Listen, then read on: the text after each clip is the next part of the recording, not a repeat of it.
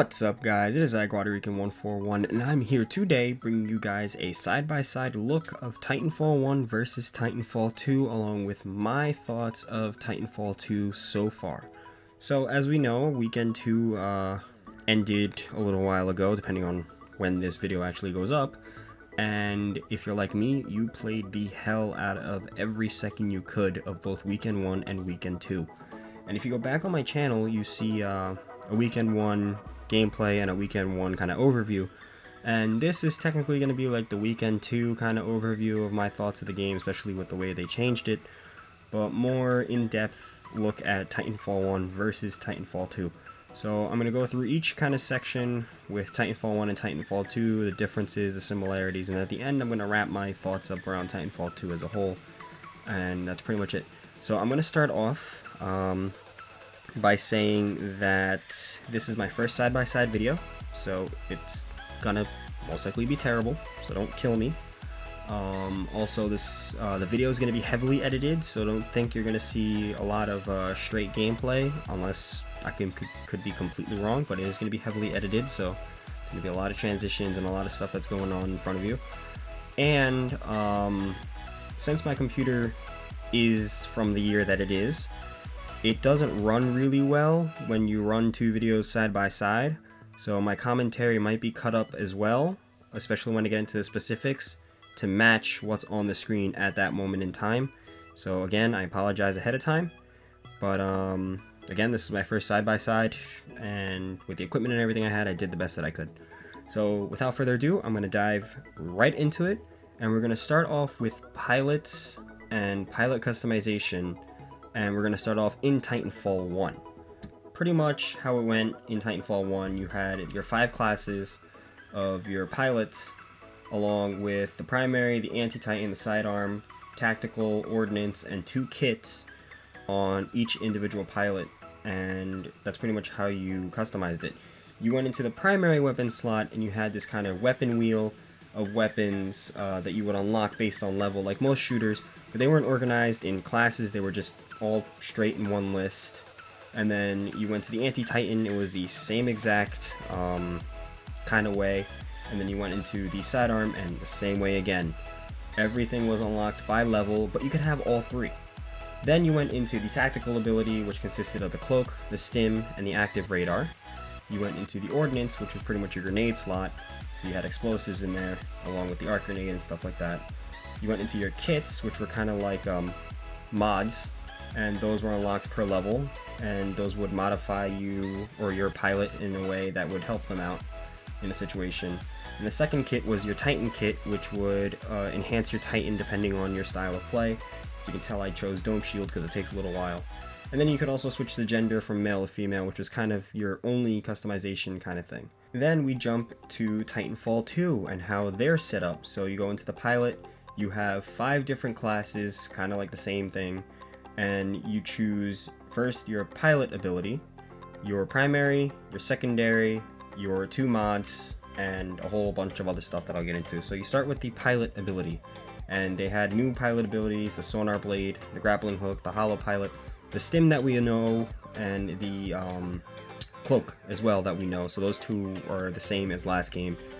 Then you have your ordnance, which was your grenades, but in this game you also have the electric smoke grenade and the gravity star. So those 2 were new as well, but both games had a similar ordnance system where you had grenades or some form of explosive to throw around. Then you go into your primary slot, where in Titanfall 2 it is separated by class. So you got assault rifle, submachine gun, LMG, sniper, shotgun, and grenadier, whatever you want to call it. I don't care. Tomato, tomato, potato, potato. But you went into each section and you had certain weapons that fell under that section instead of them being in a jumbled list mess. And I know that most of the guns in Titanfall 2, the alpha, they were the same as what we thought before, but they've already said that there's going to be a lot more weapons to come, and with the list the way it's set up, there's a lot more space for more weapons. We jump to the attachments and the mods, and how those work is that in Titanfall 1, you had to select the weapon, and after that you were brought to a primary mod, which was like a sight, usually a sight, and then you could select a secondary mod, which is usually something to enhance the ammo capacity, aiming down sights, and stuff like that. But in Titanfall 2, how it's brought up is that, well, at least in the alpha, I'm pretty sure it's going to be different in the full release, but in the alpha you had the sights and you had 2 mods. And the sights consisted of, like, depending on the weapon, you could have the HCOG that we all know and love, or ACOG, or the variable zoom scope. That's pretty much how it was broken down with the sights in the alpha. Then the mods kind of eliminated the need for attachments because they kind of took the place of the attachments. But with that, you had like speed loader, which increased your reloading speed, faster aim down sights, ricochet for snipers, and stuff like that that you can add on to your primary and even your secondary, because your secondary has mods as well. Then, after all that is said and done, we jump into the secondary. And this secondary section in Titanfall 2 is a lot different from Titanfall 1. So if you remember in Titanfall 1, you had your primary, secondary, and your anti-Titan. In this game, you have your primary and your secondary, and your anti-Titan falls into that secondary slot. So you pretty much have to pick and choose. Do you want to protect yourself with a pistol, or do you want to be able to take on Titans? And that's how they kind of limited it in Titanfall 2. Then you have your kits. So the first kit in Titanfall 1 usually consisted of something that would help your pilot, and also the second kit was more of a tactical version where you could either see where people died if you could hover, or hang on to a wall. So looking at them both side by side now, they have their similarities and they have their differences when it comes to the pilot class loadout and customization as a whole. Titanfall 2, like I said, the differences really were in the secondaries, in how you had to choose between the pistol or the anti-Titan, while in Titanfall 1 you had all that set up. And also, in my opinion, I feel like Titanfall 2 is a little bit cleaner, because it has less selections to throw in there versus in Titanfall 1 where you have every single little detail spread out for you. But I feel like Titanfall 2 definitely takes the cake when it comes to pilot customization, and more specifically weapons and class customization when it comes in that. Now we are going to jump into pilot movement. Now, like I said before, it's going to be heavily edited, so just try to follow along, and I'll try to edit as best I can. But Titanfall 1, so I'll pull up a clip of Titanfall 1 pilot movement in a way, or gameplay. You'll see that all you really had was the double jump, the wall run, the wall hang, and that was pretty much it when it came to movement. You were limited to those things, and it was kind of like a normal, like, modern day Call of Duty like Ghosts, where you just had the run and or like Black Ops 3 wall run, and that's really all you were limited to. But in Titanfall 2, now bringing up a clip of that, you have the sprinting, the wall running, and the new slide, which adds on to your chaining ability of movements, where you can get from point A to point B a little bit faster than in Titanfall 1. But it also, by the looks of it, kind of has a quote-unquote energy meter, where if you consistently slide one after another, you slide less of a distance and a lot slower than your first individual slide. And that's pretty much it when it comes to movement and the differences of the two. But one thing that Titanfall 2 does bring forward that Titanfall 1 didn't is the addition of the grappling hook. And this is where a lot of people are like, the grappling hook should be its own separate entity that everyone can use, because with the grappling hook you can move to places that it would take parkour skills in Titanfall 1. You could just simply grapple up in Titanfall 2 and fly up to the top of a roof or something in 1, 2, 3, or you could even use it to grab land in front of you to give you that little extra edge of speed that you really needed. And that's the difference between Titanfall 1 and Titanfall 2 when it comes to pilot movement and the way the gameplay feels in general. I know I'm going pretty fast, but I really want to get as much as I can in the shortest amount of time without making you guys want to click out of the video or jump off a bridge like I'm going to after this video. But now we are going to move on to what makes Titanfall Titanfall, and those are the Titans.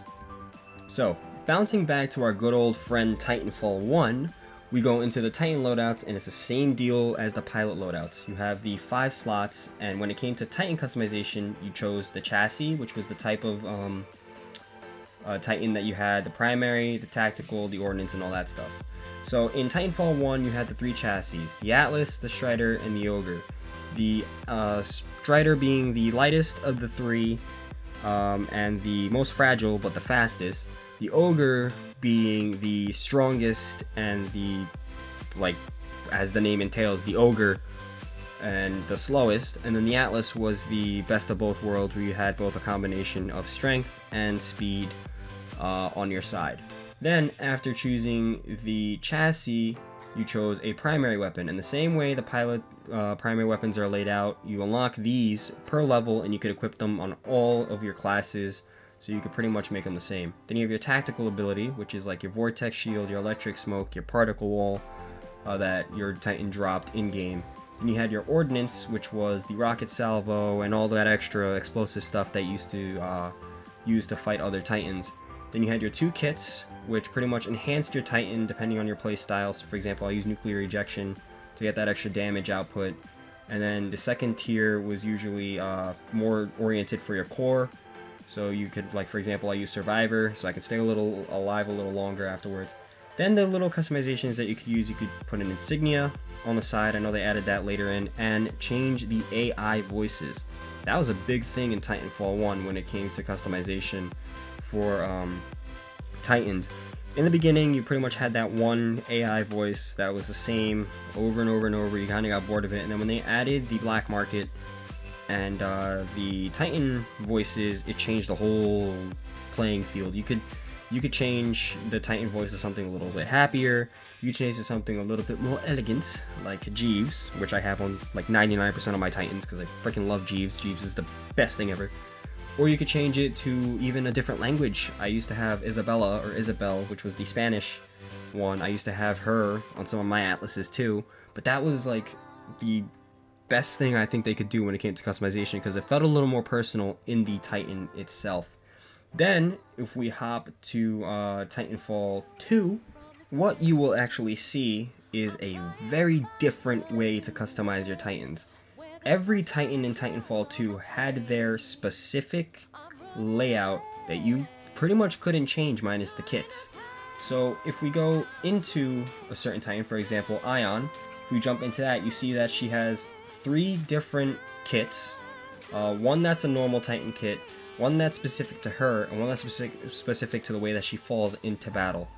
And then if we jump to the Scorch, the same thing with him, along with different weapons, different cores, and different tacticals, ordinances, and all that fun stuff. So what the Titan kit pretty much did is that the Titan kit, you could add an extra dash, make your Titan last a little longer, or have more of a lethal auto Titan, or even start with 20% core time. Then if you switch to the Titan specific kit, you could choose if you wanted their vortex shield to be stronger, you wanted something different. And then if you jump to the Titanfall, it was pretty much the warp fall or the bubble shield that we all know and love. And the same thing with the Scorch. And I'm pretty sure this is going to carry on with every single Titan. You have the overall Titan kit, the overall Titanfall kit, but then the specific Titan kit per Titan that you use that can enhance that Titan to your liking. And that's the big thing about Titanfall 1 versus Titanfall 2, is the fact that each Titan is completely 100% its own. And what that pretty much means is that every Titan is going to have its own primary, its own set of ordinances, its own Y ability, I guess it's defensive, its own core, and just its own personality as a whole. And that's what differs between Titanfall 1 and Titanfall 2. Now, I'm going to jump to something that kind of correlates between both Titan and pilot interaction that changed a lot from Titanfall 1 to Titanfall 2, and that is the rodeo mechanic of the game. Now, if we take a look back at Titanfall 1, rodeoing was a feat. It was something that took guts, something that took a little bit of careful planning, and it was a 50-50 chance of the outcome. If you were in the Titan, it was a 50-50 chance of your Titan surviving, or you having to lose your Titan, or eject out, or get out of your Titan and kill whoever's on your hull to protect your Titan. You could die or you could live, depending on how it went. And if you were the one rodeoing the Titan, pretty much it was a matter of jumping onto the Titan, ripping open the cover to its core, and just picking away at its overall health, which bypassed the shield that your Titan dropped with. And that's another big difference between Titanfall 1 and Titanfall 2. In Titanfall 1, when you dropped a Titan, no matter what Titan it was, it fell with an overshield. So you had the overshield and a full health bar as soon as you dropped your Titan. So what that meant is that your Titan could last longer, and it took a while to get rid of that shield before you losing overall health. And that meant that Titans would last longer. Even one Titan at the beginning of the game could last you the entire game if you played your cards right. And the only way to lose your general overall health before losing your shield was if someone was rodeoing you. Now that all changes in Titanfall 2, and at first it made me cry, but after a while I kind of understood why they did it. In Titanfall 2, when you drop a Titan, it only drops with the health bar and no overshield. And what that pretty much could lead to is you only having a Titan for 15 seconds when you first drop it. And in the first weekend of the alpha, you could literally lose a Titan in 15 seconds and that was it. You would never have a Titan again, because Titans, unlike Titanfall 1, in Titanfall 2, they didn't build over time in the first weekend. But thank God, in the second weekend, it wasn't a countdown timer, but it was still a build-up. The Titans would start building over time, so you would be guaranteed one Titan in a game if you did nothing. And that's good that they brought that back, but still the rodeo mechanic was completely changed. You drop with no health bar, and your Titan could be taken down in 15 seconds if you didn't play your cards right. But what they added to kind of counter that is the rodeo system. When you rodeo a Titan, instead of ripping off the cover of its core and picking away at its health, you end up ripping the battery out of the back of the Titan. And what that does is when you rip that battery out, it takes off a portion of health from the Titan itself, and you physically carry that battery.